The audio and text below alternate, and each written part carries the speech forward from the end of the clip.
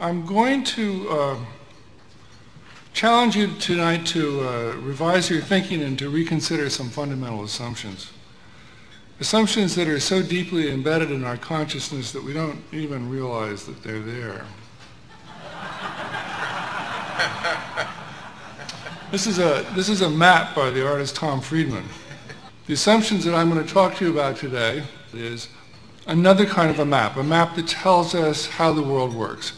And particularly I would like to try and direct our attention to the notion that most people make the assumption of linearity in a world that is largely nonlinear.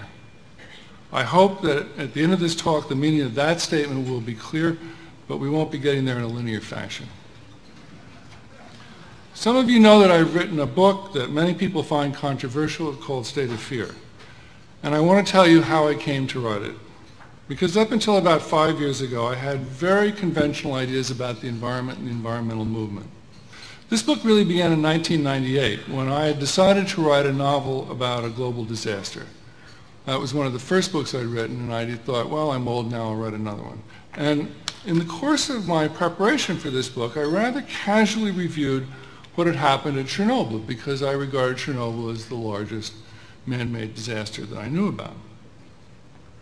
What I discovered stunned me.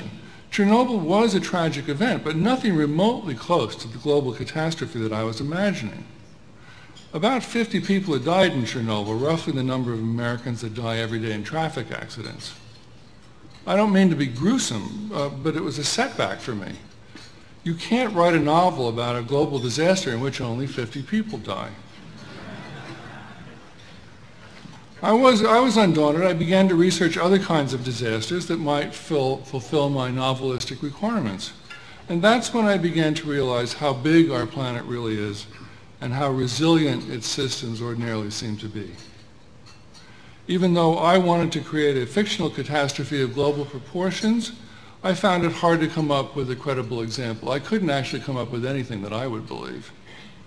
So in the end, I set the book aside and wrote something else.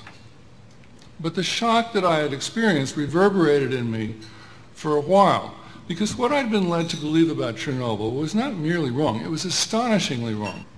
To report that 15 to 30,000 people are dead when the actual number is 56 represents a very large error.